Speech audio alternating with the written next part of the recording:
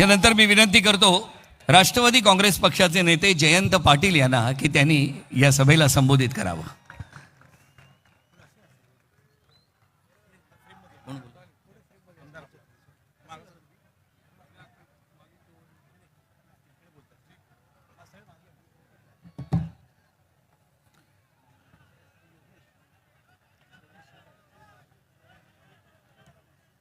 मैदानावरील छत्रपती शिवाजी महाराजांच्या पुतळ्याला वंदन करून आणि हाकेच्या अंतरावर असणाऱ्या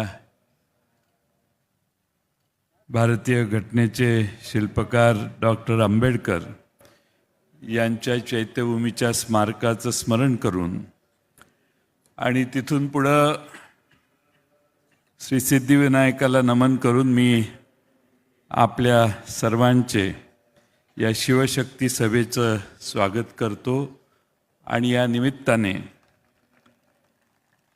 उपस्थित असणारे आपल्या सर्वांचे नेते उद्धव बाळासाहेब ठाकरे आणि राजजी ठाकरे,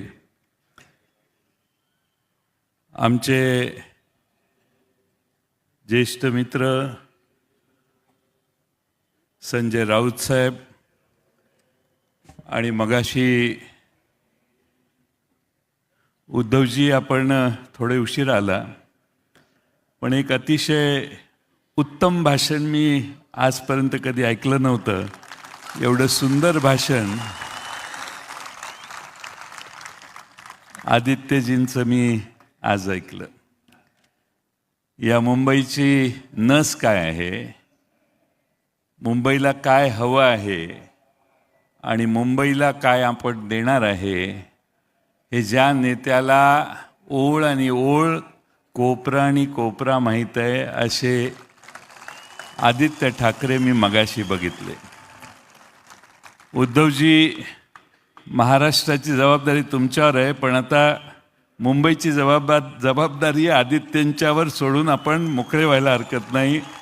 एवढी आदित्य ठाकरेंच्या मध्ये या मुंबईचा प्रश्न सोडवण्याची जिद्द आज निर्माण झालेली आहे। मुंबईत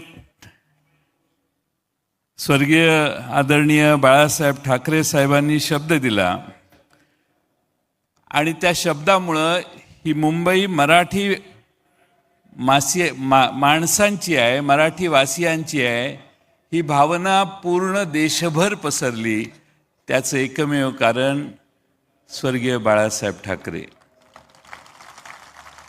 ते होते, म्हणून या मुंबईमध्ये मराठी माणूस स्वाभिमानानं ठामपणानं उभा राहिला। हे आजही महाराष्ट्रात कुणीही विसरता कामा नये।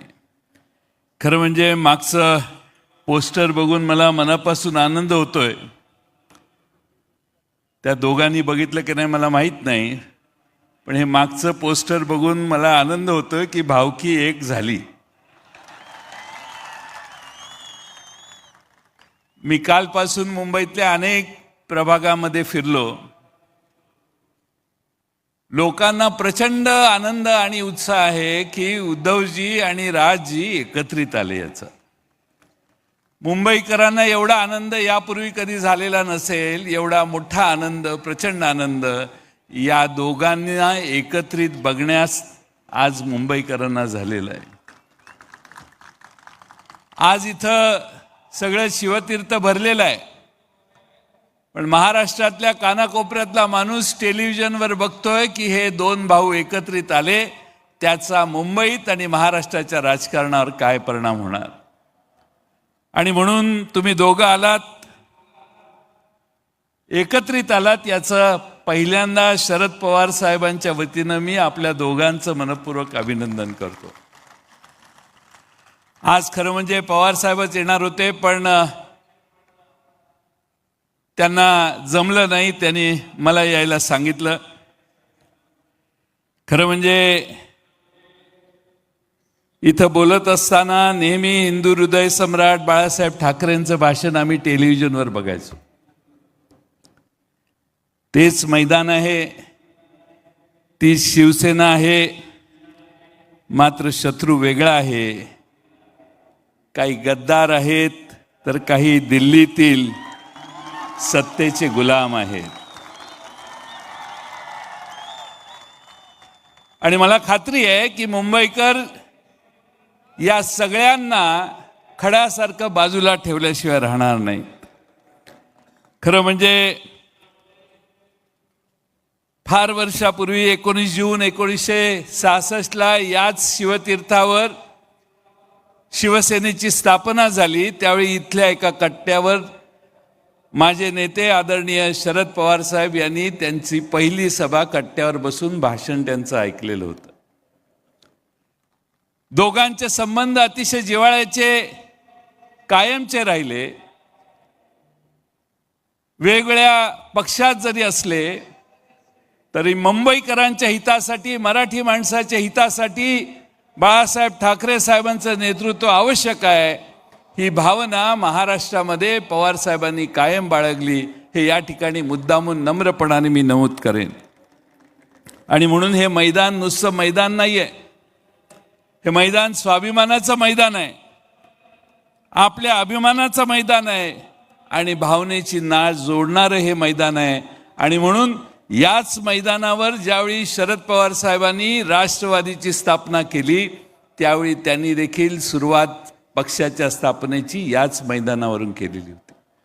बोलण्यासारखे अनेक विषय आहेत, पण या दोघांचं भाषण आपण ऐकायला आलेलं आहात.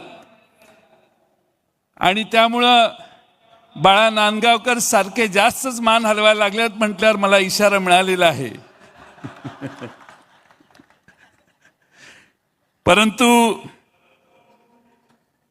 एक मित्रांनो विसरू नका की 300-350 वर्षापूर्वी आपल्या छत्रपती शिवाजी महाराजांनी सुरत लुटली, त्याचा राग काहींच्या मनात आजही आहे, हे विसरू नका. अशा अनेक गोष्टी आहेत. काल परवा अण्णा मला येऊन गेले, काय बोलले? त्यांची भूमिका अशी आहे की मुंबई ही महाराष्ट्राची नाही आहे, म्हणजे मुंबईला तोडण्याचा उद्योग पुन्हा सुरू झालेला दिसतोय. आणि म्हणून यावेळची निवडणूक तुम्हा आम्हा सर्वांसाठी फार महत्त्वाची आहे. माझी तुम्हा सर्वांना विनंती आहे की आज पुन्हा जर मुंबई तोडण्याचा प्रयत्न बाहेरच्या एवढे वेगवेगळ्या राज्यातली लोक संजय राऊत साहेब महाराष्ट्रात मुंबईत यायला लागली आहेत. प्रत्येक राज्याचा मुख्यमंत्री इथं आलेला असेल कदाचित, आणि सगळ्यांना बोलवण्याचं काम चाललेलं आहे. पण उद्धवजी, मी तुमचं, राजजी, तुमचं अभिनंदन करेन. तुम्ही तुमच्या जीवावर ही निवडणूक लढवताय, राष्ट्रवादीची तुम्हाला साथ आहे. आणि म्हणून तुम्हाला महाराष्ट्रात मुंबईच्या सामान्य माणसाला विश्वासात घेऊन ही निवडणूक लढवल्यामुळं तुम्हाला यश मिळेल, यात माझ्या मनात काही शंका नाही. मी जास्त वेळ न बोलता एवढीच विनंती आपणा सर्वांना करेन की आज आपले अनेक प्रश्न आहेत, सगळ्या मुद्द्यांचा परामर्श मगाशी आदित्यजींनी घेतलेला आहे. पण जेव्हा मुंबईतल्या माणसाला मुंबईचं घर नाकारलं, या भूमिपुत्राला घर नाकारलं, तर ठाकरेंची आठवण येते. कंपनीत एखाद्या मुंबईकराला, भूमिपुत्राला नाकारली प्रवेश किंवा नोकरी, तर ठाकरेंची आठवण येते. मालकाने गैरवर्तन केलं मुंबईकरांच्याशी, तर त्यांना ठाकरेंची आठवण येते. आणि मग मुंबई महानगरपालिकेसाठी देखील ठाकरेंची आठवण येते. मी जाता जाता 4-6 प्रश्न विचारतो, मला हो किंवा नाही याचं उत्तर द्या. शेतकऱ्यांची कर्जमाफी झाली का हो? लाडक्या बहिणीचे 1500चे 2100 रुपये झाले का हो? कंत्राटदारांची थकीत बिलं मिळाली का हो? शेतकऱ्यांसाठी भावांतर योजना आणली का हो?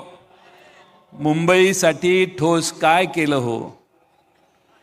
मग आता मुंबईकर यांना मतदान करणार का? माझं काम झालेलं आहे. मुंबईचा महापौर ठाकरे बंधू ठरवतील, हा विश्वास मी व्यक्त करतो आणि आपल्या सगळ्यांची रजा घेतो. धन्यवाद.